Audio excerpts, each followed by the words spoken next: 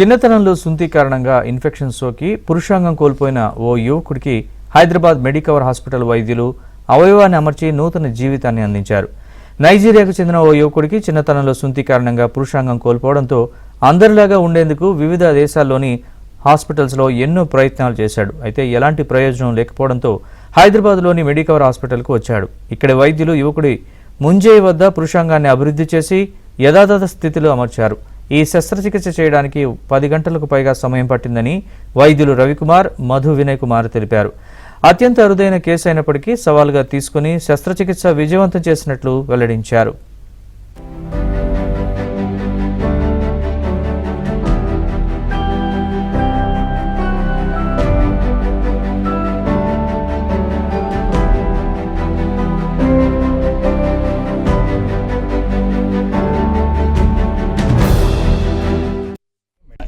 ఈ బాబు సోమాలియా నుంచి వచ్చాడు. తనకి సుంతి ఆపరేషన్ అయ్యేటప్పుడు 4 సంవత్సరాల వయసులో ఆ యాక్సిడెంట్ జరిగింది. మా దగ్గరికి 18వ సంవత్సరంలో వచ్చాడు, 18 ఇయర్స్ ఏజ్కి.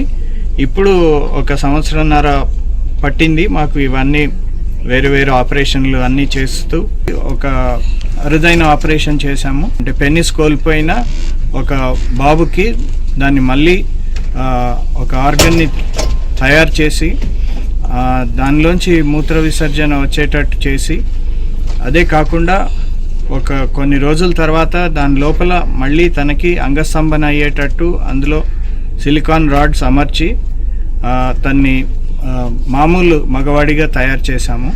ఇప్పుడు అబ్బాయి సంతోషంగా మళ్ళీ తన దేశానికి వెళ్ళిపోవడానికి సిద్ధంగా ఉన్నాడు. సో ఇది కొద్ది complicated case, normal penal reconstruction కన్నా కాంప్లికేటెడ్. సో దీన్ని సార్ డాక్టర్ రవికుమార్ మేము ఛాలెంజ్గా తీసుకొని చేసాము. యురెత్రా అనేది రీకన్స్ట్రక్ట్ చేసి కంప్లీట్ పెన్నిస్ని మనం ఫోరామ్ నుంచి తీసుకున్నాం అనమాట.